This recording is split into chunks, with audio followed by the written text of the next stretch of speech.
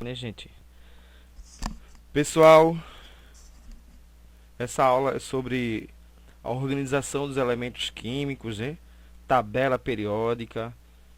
Eu vou tentar ser bem didático e explicar para vocês como tudo começou, como a química, né?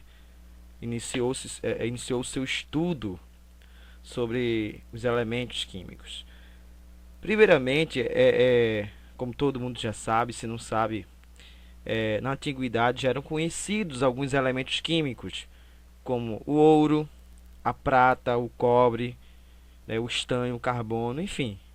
Tinha vários elementos químicos já conhecidos desde a antiguidade, certo? Quando eu falo desde a antiguidade, eu estou falando mais ou menos ali da período da Idade Média, quando tinha os alquimistas que trabalhavam, né, em cima desses elementos químicos. E eles criavam símbolos para representar os elementos químicos. Por exemplo, o ouro era representado por algo mais ou menos como um círculo. Então era a representação do ouro, né? O elemento químico ouro.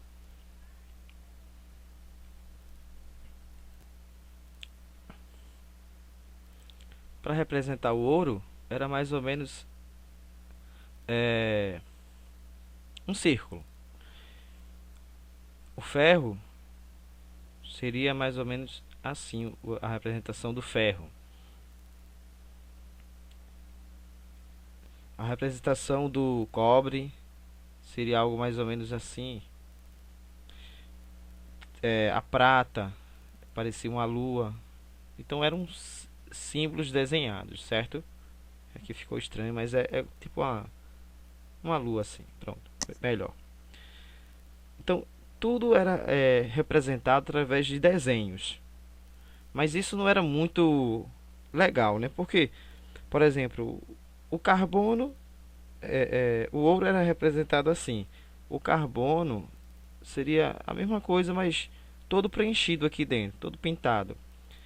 E para representar o mercúrio seria quase a mesma coisa com outras bolinhas aqui dentro, certo? Então, para representar isso, tinha uma certa dificuldade para representar os elementos químicos. Aí tem a necessidade, então tinha uma necessidade de criar uma forma mais eficiente para representar os elementos químicos.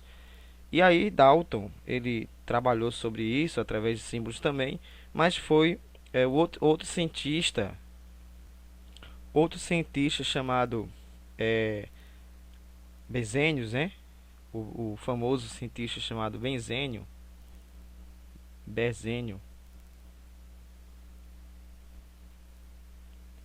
eu acho que é esse que se escreve assim.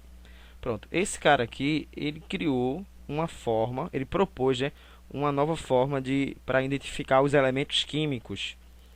Qual foi a forma que ele achou conveniente para aquela época? Era usar a primeira letra do elemento químico. Primeira letra maiúscula do nome do elemento químico, do seu nome, no caso, do nome do elemento químico em latim. No caso, por exemplo, o cobre. O cobre em latim se escreve assim, ó, cumbro. Então, para representar o cobre, veja, o carbono é representado pela letra C, tá certo? É, o enxofre, por exemplo, deixa eu explicar aqui a ideia. A ideia é o seguinte, ó, cálcio. O cálcio é assim que é escrito em português, mas em latim seria dessa forma aqui. Como já existe um elemento que começa com a letra C, então nem o cobre e nem o cálcio poderia repetir a letra C. Então, nesse caso, quando já tivesse um elemento químico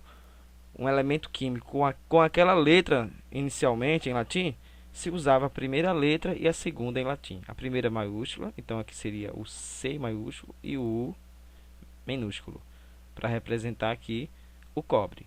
Para representar o cálcio, seria o C maiúsculo e o C maiúsculo e o A minúsculo. O legal é que o latim se parece bastante com o nosso português, tá certo? Mas tem algumas exceções, tá certo? Algumas exceções. É, por exemplo, o flu começa com a letra F, né? Então, o ferro que foi descoberto depois do flu tinha que começar com o F e o E, Fe. O potássio é uma exceção porque o potássio ele não começa com a letra P em latim, começa com a letra K, cálium, tá certo? O potássio, por exemplo, é, se escreve em latim é cálium, é, cálium. Então, para representar o potássio, se usa a letra K, K de cálium, ou seja, potássio. Então, foi muito interessante quando começou a se usar letras para identificar os elementos químicos. Isso facilitou bastante para os químicos, certo? Bem, ao longo do tempo, né, continuou estudos para descobrir novos elementos químicos. Então, alguns elementos químicos foram descobertos posteriormente e foi construindo uma tabela periódica, certo? Por exemplo, tem um químico muito famoso, né, o pai da química, conhecido como Lavoisier. Lavoisier. Esse cara aqui, Lavoisier, ele é um químico muito preparado e teve uma contribuição enorme para essa ciência química, do jeito que nós conhecemos hoje. Ele descobriu alguns elementos químicos também. é, entre os elementos descobertos aí por Lavoisier, temos o hidrogênio, né? Hidrogênio começa com a letra H, representado pelo H maiúsculo, e o oxigênio, né? Que começa com a letra O, representado pela letra O, oxigênio, né? Os dois elementos formam a molécula da água, H2O. Lavoisier foi um químico muito importante aí, tanto para desenvolver a ciência, como também em outros campos. Mas aonde é que surgiu a tabela periódica? Aqui, nessa imagem, estou representando a tabela periódica de Mendeleev, certo? É uma primeira representação, primeira tabela periódica. Mas da onde surgiu essa necessidade de criar uma tabela, um cartão, onde estaria todos os elementos químicos? Qual a necessidade disso? Bem, a necessidade da tabela periódica está no fato de facilitar o trabalho dos químicos. Facilita e muito o trabalho do químico na identificação de propriedades dos elementos, na comparação entre eles. Tudo isso foi possível através de uma organização, de uma padronização da tabela periódica. Então, o Dmitri Lavoisier, ele organizou a primeira tabela periódica, que é representada aí nessa imagem, reprodução da primeira tabela periódica de Mendeleev. E nessa tabela periódica tinha apenas 60 elementos. Muito para a época e pouco para os dias atuais. Bem, hoje a tabela periódica ela é organizada através da ordem crescente do número atômico. Então, o número atômico Z, que é representado pela letra Z, que é o número atômico,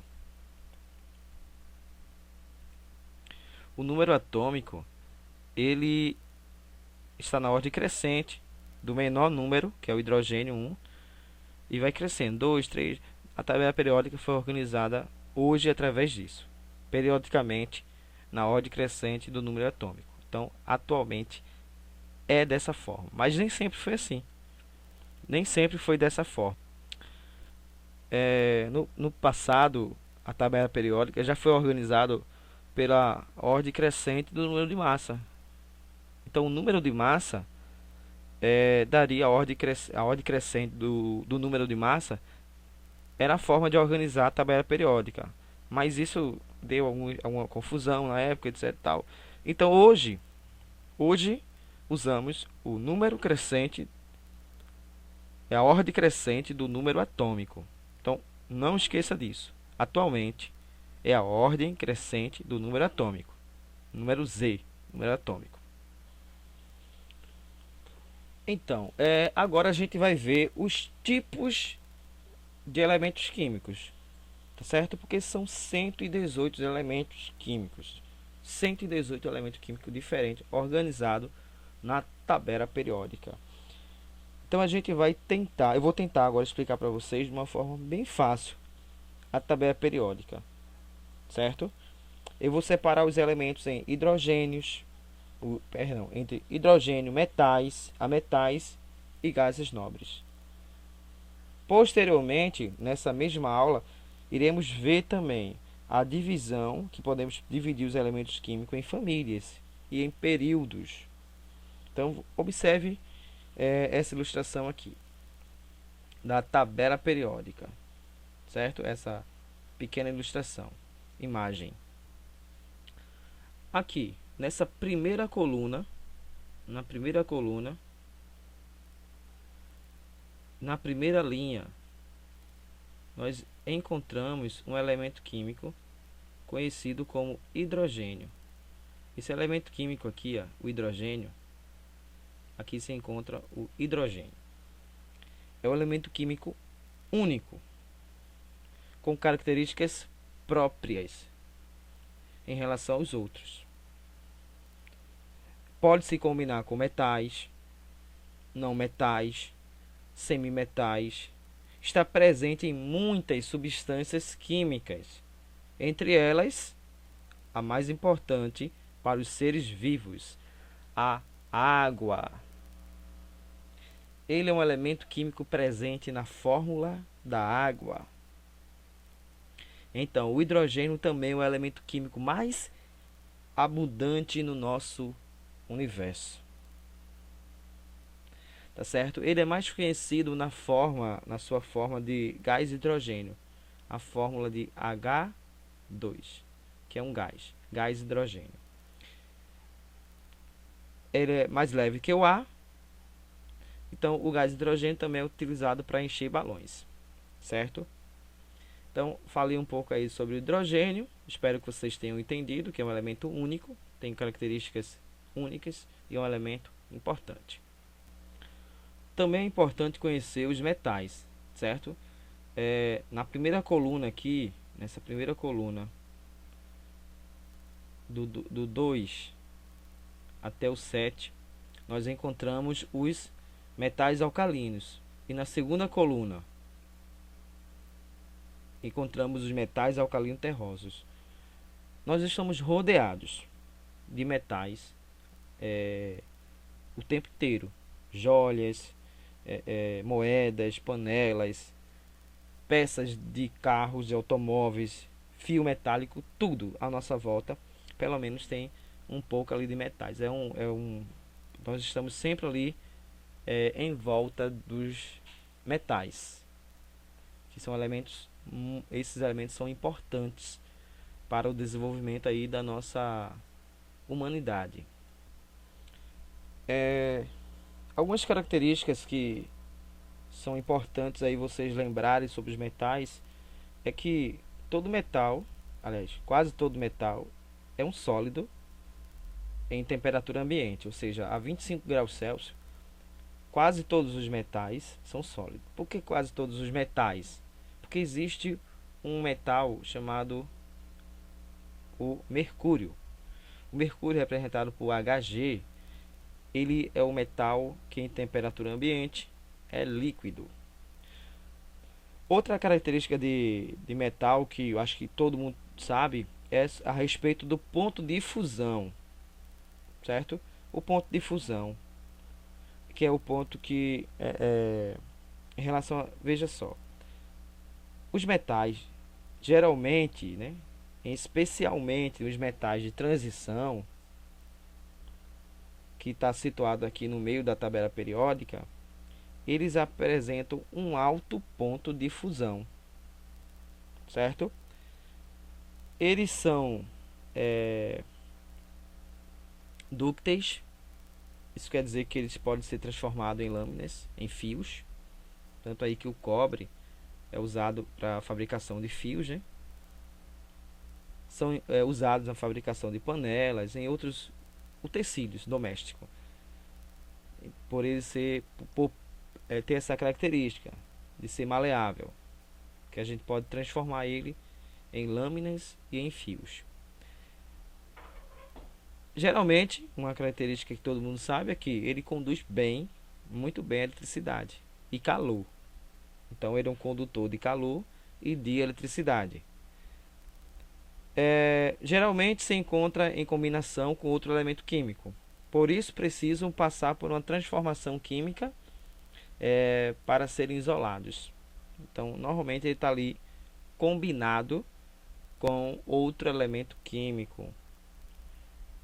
Ele tem uma tendência de se oxidar, ou seja, enferrujar-se, em outras palavras. Então os metais eles facilmente oxidam-se, né? Ou seja, enferrujam-se, formam ferrugem. Então os metais têm essas características e os ametais têm características opostas aos dos metais, certo? Como a metal a gente tem o fósforo, o carbono, o cloro, o oxigênio, nitrogênio, enfim, o enxofre, como a metais. A metais, em outras palavras, quer dizer não metais. Não metais, certo? A temperatura ambiente, ou seja, 25 graus Celsius, cerca da metade a metade dos ametais, dos não metais, são gases. Aproximadamente metade ali. Formam gás oxigênio, nitrogênio, gás cloro.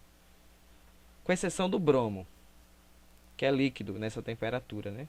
Todos os demais são sólidos, certo? Eles não são bons condutores, porque os metais, como eu disse, eles são bons condutores de eletricidade, de calor, e os ametais não são, certo? Tem características opostas. O ponto de fusão é inferior ao dos metais, ou seja, os metais têm um ponto de fusão alto e os ametais um ponto de fusão baixo. Os não metais, né? Os ametais ou não metais,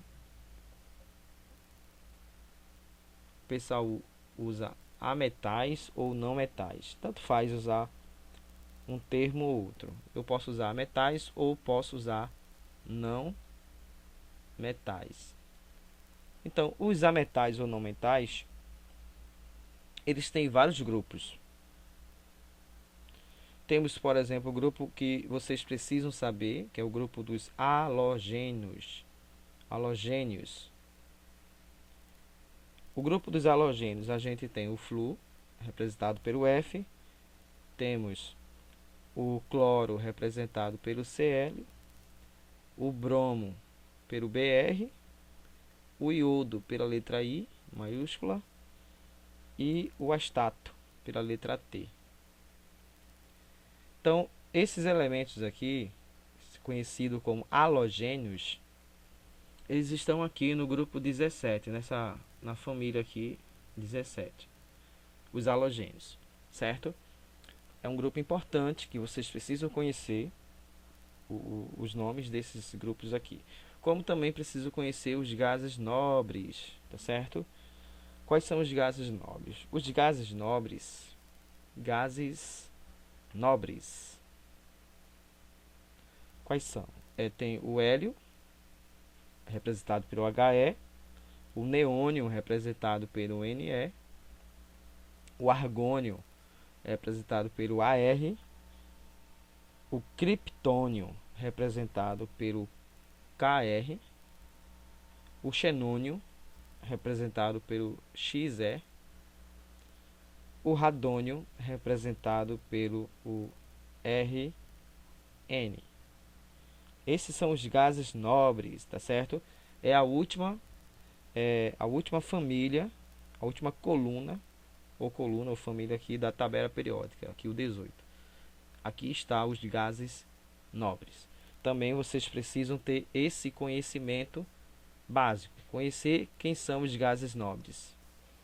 A tabela periódica também apresenta 7 períodos ou linhas horizontais. Aqui, ó, 1, 2, 3, enfim, 7 períodos. Cada período desse ou linha representa a camada. Por exemplo, se eu faço a distribuição eletrônica e eu descubro que o átomo em questão tem 5 camadas, então esse elemento químico vai estar no quinto período, certo? Ou na quinta linha da tabela periódica. A tabela periódica é dividida em famílias, certo? São representadas aqui pelas colunas. Os períodos são representados pelas linhas e as famílias pelas colunas. É importante a gente ter em mente que essas 18 famílias ou grupos, né, eles têm propriedades químicas. A família dos gases nobres, certo? A família dos halogênios. A família dos halogênios, ela vai ter propriedades químicas semelhantes. Cada família representa, né? Cada grupo vai apresentar uma propriedade química semelhante que vai variar, vai ter propriedades físicas que podem variar de acordo com o período, com as linhas, ok? Então isso acontece aí muito na tabela periódica. Aqui temos os elementos representativos, né? São os elementos que, quando estão no estado fundamental, apresentam o elétron mais energético nos subníveis S ou P. Então, se o elétron mais energético está no subnível S ou P, ele é um elemento representativo. Os elementos de transição, também chamado transição externa, no estado fundamental, apresentam o elétron mais energético no subnível D. E aqui, o de transição interna, vai apresentar o elétron mais energético, né, no subnível F. Incompleto, né? Aqui, SPDF. Então são os elementos representativos de transição e de transição interna. Então quais são os... aqui nós temos aqui a primeira família. Essa primeira família aqui são dos metais alcalinos, aqui, número 1. Então, número 1, a gente tem os metais alcalinos. Metais alcalinos. Então, vocês precisam conhecer esses aqui, tá certo? Metais alcalinos. Tem o grupo 2, aqui a família 2, que também é dos metais. Os metais alcalinos.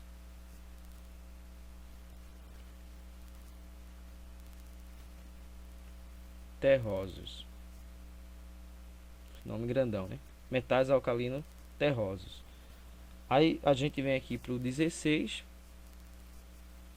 certo? O grupo 16 tem um nome especial, que é os calcogênios.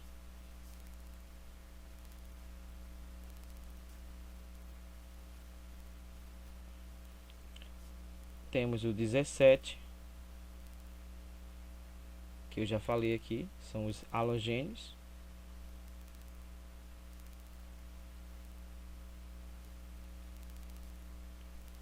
E o 18, que é os gases nobres. Vou colocar aqui, 18, gases nobres. Então, essas são as principais famílias que vocês precisam conhecer, certo?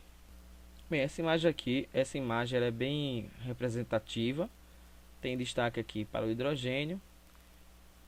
Aqui mostra os metais, né, em branco, e os ametais, né? O destaque aqui para os ametais ou não metais, e os gases nobres aqui na última família, a família dos gases nobres. Então esse destaque aí é interessante, tá bom? Então uma coisa interessante que a gente precisa determinar como uma propriedade dos elementos químicos As propriedades são definidas pelos períodos e pela as famílias, né? A família, os grupos, né? Da tabela periódica. Então temos aqui, para definir um raio atômico, a gente é a distância do núcleo, do centro, até uma das extremidades. Aqui é chamado raio, certo? Essa molécula aqui é uma molécula diatômica. É formada por dois elementos químicos, tá certo?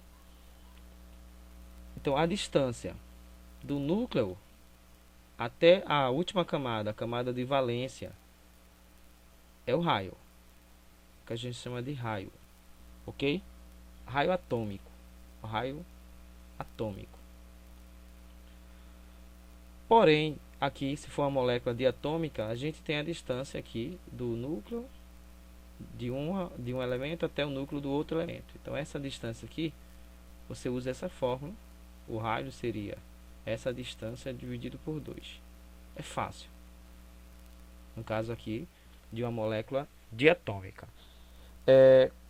Como é que eu sei que o raio é maior ou menor?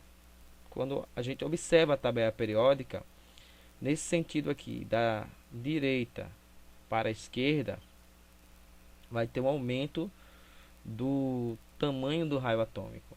Também, de cima para baixo, vai ter um aumento. Ou seja, se a gente tem um elemento aqui em cima, vou chamar o elemento A aqui, e um aqui embaixo, um elemento B, quem teria um raio maior? Obviamente é B, certo? Se eu tenho um elemento C aqui e um elemento D aqui, quem tem um raio maior? Seguir no sentido da direita para a esquerda, C tem um raio maior. É bem fácil. É bem fácil. Você só precisa lembrar que o raio atômico aumenta da esquerda para a direita e de cima para baixo. Pessoal, atenção agora no que eu vou falar. Porque nós sabemos que um elemento químico, ele pode se transformar em um cátion ou em um ânion, tá certo? Então, se eu tenho um elemento químico e tenho o cátion desse elemento químico, ou se eu tenho um elemento químico e tenho o ânion desse elemento químico, o que a gente precisa saber? Que o cátion é sempre menor do que o elemento químico no estado fundamental. Por exemplo, aqui é um cátion, o ferro, certo? O ferro é um cátion. Pronto. O cátion é aquele que perde elétrons. Então o ferro vai perder esse elétron aqui e perder esse elétron aqui. Vai perder 2 elétrons. Se o ferro tem a mesma quantidade de elétrons e prótons, então ele é neutro. Aqui é 0. Mas como ele perdeu 2 elétrons, ele vai ficar com 2 cargas positivas a mais, né? O ferro 2 mais. Então perceba que o raio atômico do ferro é maior do que do cátion. O cátion sempre vai ter um raio atômico menor do que o elemento principal. O cátion sempre tem um raio atômico menor. Perceba que aqui no ferro 3, certo? O ferro 3 mais, tem um raio atômico menor do que o ferro 2 mais. Se for um caso de um ânion que vai ganhar elétrons, ele vai ter o raio atômico maior, tá certo? Então, o que eu posso dizer? Que um raio atômico do átomo de um elemento sempre é maior do que o seu cátion e é sempre menor do que seu ânion. Se a gente tem um ânion, um elemento químico que ganha elétrons, então ele vai ganhar possivelmente vai ser maior o raio atômico, ele vai ganhar uma camada extra no caso, então vai ser maior, certo? É bem fácil também entender isso. Vou colocar aqui para ficar bem claro. O cátion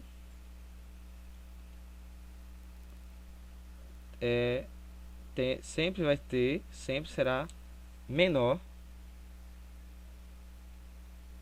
O cátion vai ser menor do que o seu átomo, seu elemento, certo?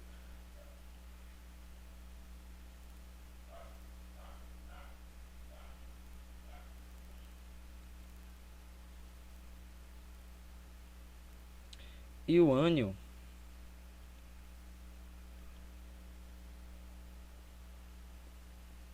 sempre vai ser maior do que o seu elemento, seu átomo.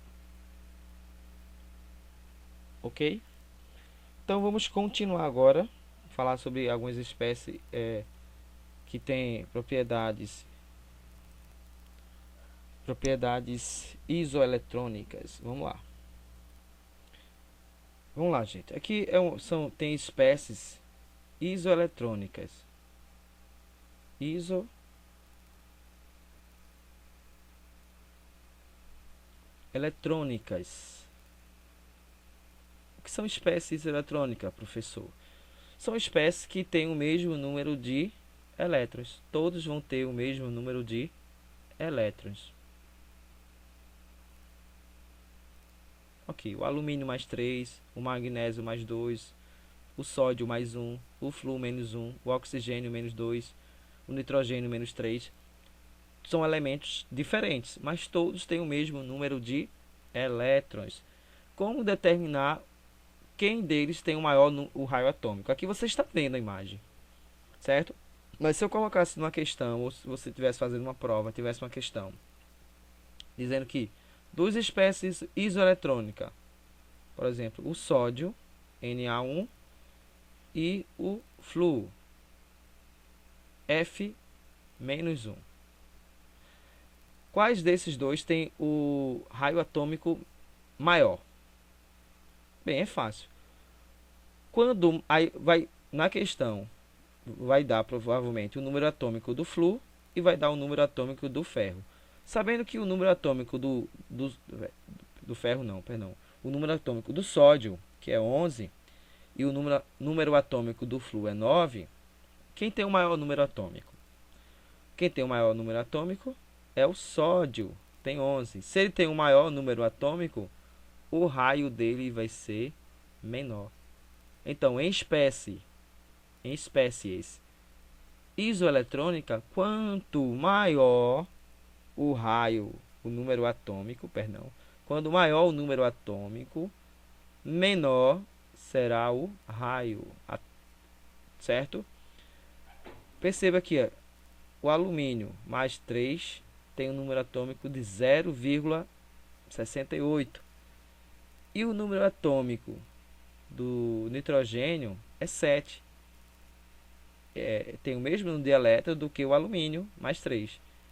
Mas o nitrogênio menos 3 tem um raio maior, porque tem um número atômico menor. Então, quanto menor o número atômico, maior o raio. Quando maior o número atômico, menor o raio. É fácil de entender.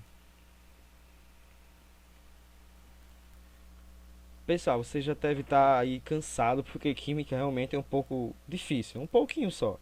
Mas a gente vai ver agora a energia de ionização, eletronegatividade, eletropositividade e exercício. É fácil, tá bom? Aqui no caso da energia de ionização,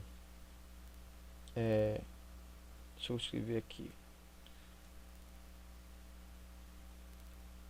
Aqui representa a energia de ionização.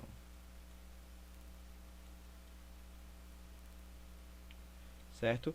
Então, uma coisa que você precisa saber é o sentido que aumenta a energia de ionização. A energia de ionização vai aumentar da esquerda para a direita e de baixo para cima. E o que é energia de ionização? É aquela energia, né, que a gente usa para retirar um elétron de um átomo ou de um íon, isolado no estado gasoso. Basicamente é isso.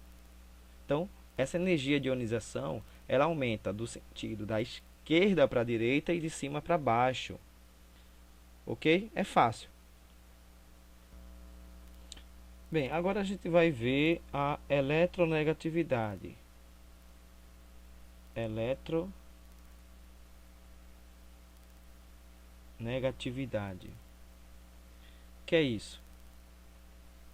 É a propriedade, né, que o elemento químico, o átomo, tem de atrair elétrons para si, ou seja, de ganhar elétrons, certo? Os átomos que estão mais à direita da tabela periódica, mais em cima, na parte superior, tem uma eletronegatividade maior. Olha, se eu tenho aqui um elemento A e eu tenho aqui um elemento B, quem que tem a maior eletronegatividade? O B, porque o B está mais à direita. E se eu tenho um elemento aqui, C, certo? Em cima do elemento A. Perceba que o C está acima do A, mais acima na tabela periódica. Então, a eletronegatividade de C, né, isso é maior do que a de A. E a de A é maior do que a de B, certo? É a tendência que o átomo tem de ganhar elétrons, de atrair elétrons para si. É chamado de eletronegatividade.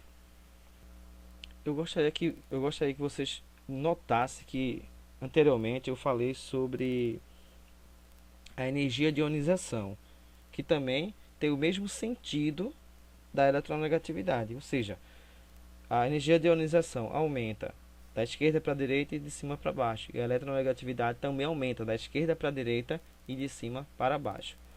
A eletropositividade é o contrário. Eu vou mostrar agora para vocês. Perceba que a eletropositividade ela aumenta de cima para baixo e da direita para a esquerda. No caso daqui da eletro, é o oposto, né? A eletropositividade é o oposto da eletronegatividade. Então, aqui está representando a eletropositividade, certo? A eletropositividade. E agora vamos fazer alguns exercícios e colocar em prática aquilo que aprendemos agora, aprendemos hoje. Pessoal, eu tenho que editar o vídeo, fazer uns cortes para não ficar muito grande. Mas eu vou colocar algumas questões aqui. Depois eu vou ver quais questões são mais importantes, qual a parte da explicação é mais importante, para não ficar um vídeo muito grande, tá bom? Essa questão aqui é uma questão interessante, porque mostra que você precisa conhecer aquelas famílias que eu falei para você, a família dos metais alcalinos, dos halogênios, dos gases nobres. Vocês precisam conhecer todos os elementos dessas famílias, tá certo? Os elementos químicos são classificados, olha que questão fácil. Os elementos químicos são classificados em uma mesma família da tabela periódica, que são classificados em uma mesma família da tabela periódica. Vejam só, questão fácil. Vou colocar uns corações aqui, porque essa questão aqui é muito fácil. A resposta é a letra D. É a família dos metais alcalinos terrosos. A letra D. Fácil, fácil, fácil. O berílio é o primeiro elemento dos metais alcalinos terrosos, seguido do magnésio, que é representado pelo Mg, e finalmente o cálcio, que é o terceiro elemento da família aí dos metais alcalinos terrosos. Ok? Vamos para a próxima questão. Bem, eu vou colocar essa questão aqui para mostrar que vocês precisam sempre, quando falar sobre elemento químico, sobre tabela periódica, é muita coisa. Então você sempre tem que estar lendo, estudando, não confiar apenas numa aula, porque numa aula não tem como passar todo o conteúdo, tá certo? Por exemplo, no ano de 2032 comemoraremos a descoberta do nêutron. A gente sabe que o átomo ele é formado por prótons, que têm cargas positivas, os nêutrons e partículas, os elétrons, partículas negativas, e os nêutrons, partículas isentos de cargas. Partícula localizada no interior do núcleo atômico, cuja principal função é estabilizá-lo. por meio da diminuição da força de repulsão entre os elétrons. Entre os cientistas citados aqui, qual deles foi o descobridor dos nêutrons? Qual questão aqui você marcaria? Bem, claro que você sabe, conteúdo do nono ano, né? Você deve estar estudando isso no primeiro ano do ensino médio, mas é o conteúdo também do nono ano, ensino fundamental, que é J. Chadwick. Esse cara aqui foi o que descobriu os nêutrons. Então, uma questão aí interessante para mostrar que você precisa ler e estudar além do que está no seu livro, além do que o seu professor ensina, para ter uma visão maior sobre qualquer conteúdo.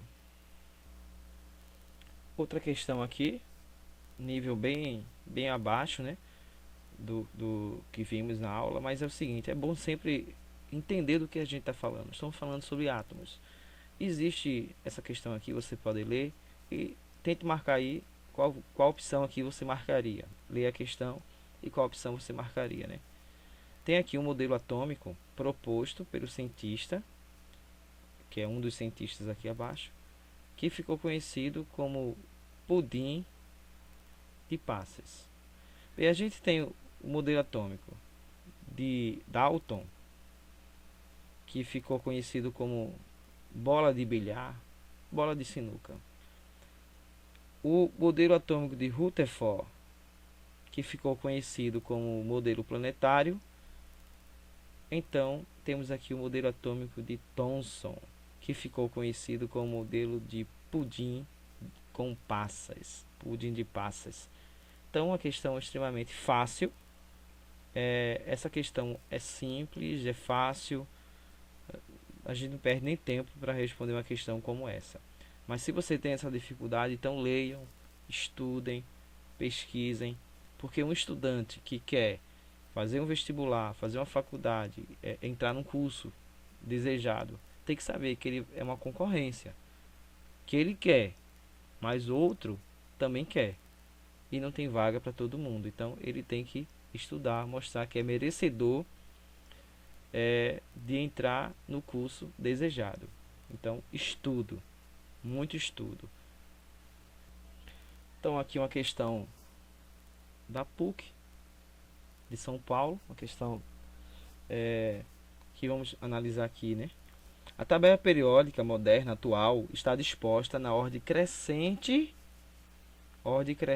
do número de massa? Não, isso aqui foi no passado. Atualmente é a ordem crescente do número atômico. Então essa daqui está fora.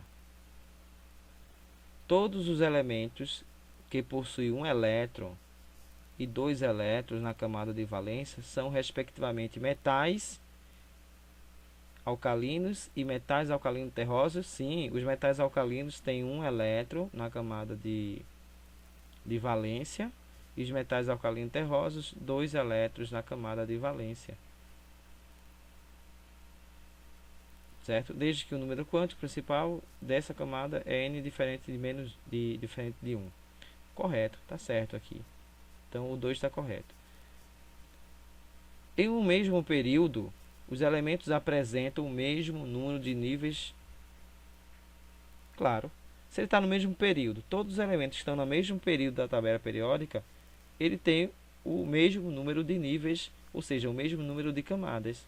Se está no mesmo período, todos os elementos que estão no quarto período têm 4 camadas eletrônicas.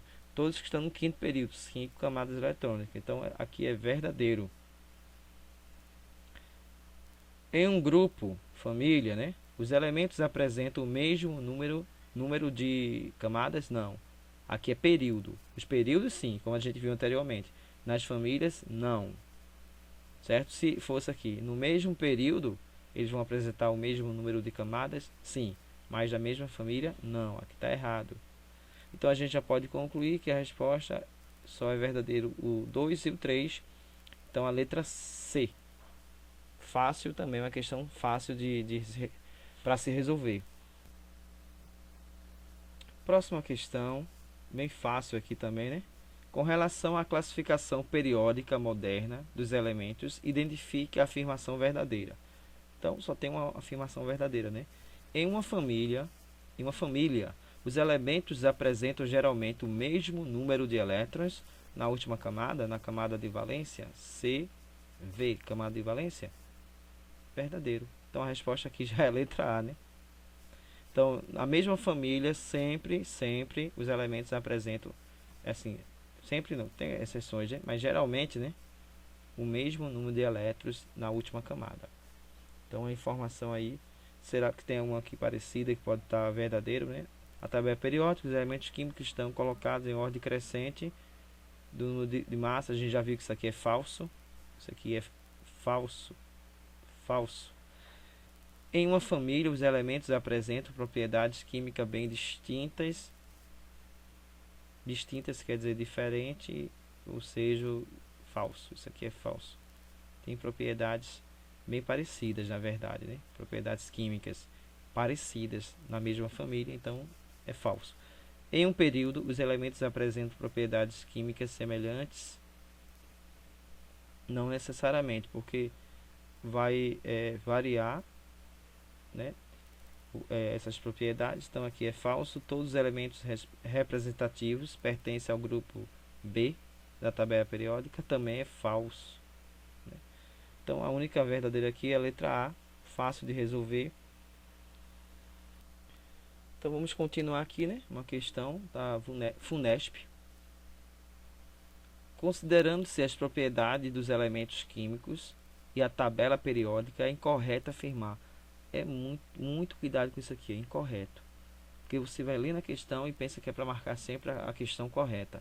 E às vezes essas questões não quer a correta, quer que você marque a incorreta. Vamos lá. Um metal é uma substância que conduz corrente elétrica. Eu disse que sim, né? Eu falei isso nessa aula. É dúctil. Lembra que eu falei que ele pode ser transformado em fios, panelas, enfim, essas coisas. É maleável. Então aqui está certo. Então não vou marcar essa, porque eu quero a incorreta. Um não metal é uma substância que não conduz corrente elétrica, certo? Realmente, os não metais não são bons condutores. Não é dúctil. Lembra que eu falei que os não metais têm propriedades contrárias dos metais? Então, se o metal é dúctil, os não metais são não dúctil, nem maleável. Então, a letra B também está correta. Então, não vou marcar a letra B. Um semimetal tem a aparência física de um metal, mas tem comportamento químico semelhante a de um não metal. Correto também, é um semimetal. A maioria dos elementos químicos é constituída de metais. Epa, não. Isso aqui está errado. Lógico que isso aqui está errado, é um erro grosseiro, né?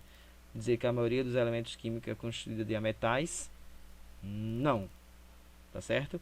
Os gases nobres são monoatômicos. É, correto. Então, a única informação aqui falsa, né, incorreta, é a letra D. Uma questão fácil de resolver. Pessoal, agora é uma questão de um pouco mais de atenção, né? A distribuição eletrônica do bário tem um número atômico de 56, ou seja, no estado fundamental tem 56 elétrons, certo? Que é na ordem crescente de energia. Aqui está a tabela de Linus Pauling, mas eu quero dizer para vocês que essa tabela aqui ela não vai cair na questão. Ela não tem na questão. Eu coloquei aqui para a gente visualizar, mas você tem que saber construir essa tabela, tá certo? Ela tem 7, aqui, né? A gente tem aqui, aliás, esse nível de energia vai crescendo, não tem um limite, né? Mas na prática a gente vê que vai até 7 camadas, certo? Os S, o subnível S cabe 2 elétrons, o P6, o D10 e o F14. Né? Eu costumo dizer uma frase, né? Sem pão dá, sem pão dá fome, sem pão dá fome, sem pão dá e sem pão. Qual é aqui a opção que você marcaria? Se você vai chutar, você está enganado que você vai conseguir, sem toda vez que chutar, ter um resultado positivo. Então, é melhor que você pare um pouco e estude. Desse para chutar é uma questão no último caso. Até para chutar você tem que ter um conhecimento prévio, né? Você tem mais chance de acertar quando você tem algum conhecimento sobre o assunto. Então são 56, né? Eu tenho aqui 2, aí eu venho para cá, mais 2 dá 4, não é isso? 56, né? A gente vem aqui, ó. P6 dá 10, 12. Vamos somando aqui, né? É fácil. Aqui eu já tenho 20, né? Aí terminou aqui embaixo, terminou para cá, eu venho para cima de novo, ó. Aqui o em vermelho é o orbital D, o nível subnível D, cabe até 10 elétrons, tá certo? Então 20 mais 10 dá 30. Aí eu venho para cá, que o P vale 6, vai dar 36. O S vale 2, 38. Aí terminou aqui, ó. Vou subir de novo.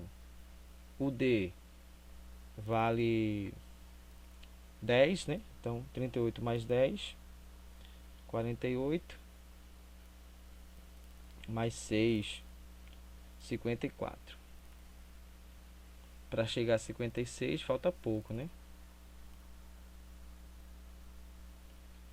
Mais 2, 56. Deu certinho, ó. Então seria 1S1, pera, 1S2, 2S2, 2P6. Ó, tá aqui a letra B.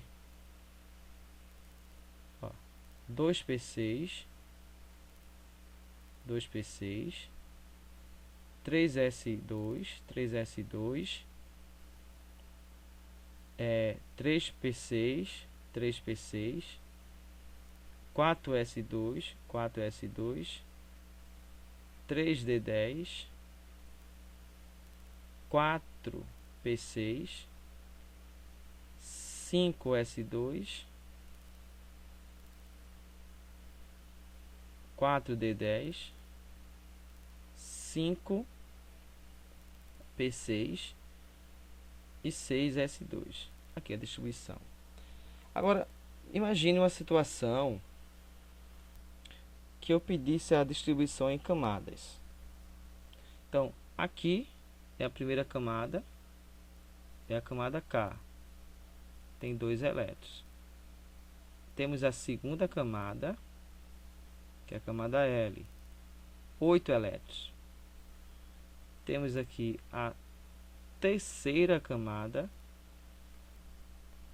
Aqui na terceira camada, M, eu tenho 2 mais 6, dá 8 mais 10, 18. Aqui na quarta camada, N, eu vou ter aqui até o vermelho é 18, né? Mais o F mais 14, 18 mais 14, 32. Então, vou ter 32 elétrons. E aqui no finalzinho eu tenho 6 mais 2, 6 mais 2. Eu estava extraindo uma coisa aqui, gente. Não é 32 não. Ó, porque eu contei aqui com esse F, mas o F na distribuição ele não entrou, ó, 4F. Entrou o 4S2, o 4P6 e o 4D10. Então, aqui 10 mais 6, 16, mais 2, 18. Aqui é 18 também. KLMNO. E tem uma camada P também, né? P. Então, na camada O eu tenho 6 mais 2, dá 8. E eu tenho aqui 2. Somando 2 mais 8 mais 18 mais 18 mais 8 mais 2, eu vou ter 56. Aqui temos 1, 2, 3, 4, 5, 6 camadas. 6 camadas. Pessoal, eu não vou cortar essa questão não, porque com certeza esse erro aqui, ó, vocês podem cometer. Eu, como professor, acabei não prestando atenção e acabei cometendo um erro como esse. Então, é importante mostrar para vocês que toda a atenção na hora de fazer a distribuição de Linus Pauling, na hora de fazer a distribuição por camadas, tudo isso é importante, tá certo? Tudo isso é importante. Atenção, ler a questão, ter conhecimento, estudar. Então você tem que se ater, né? Tem um professor que diz que a gente tem que se ater. Aula, teoria, exercício e revisão.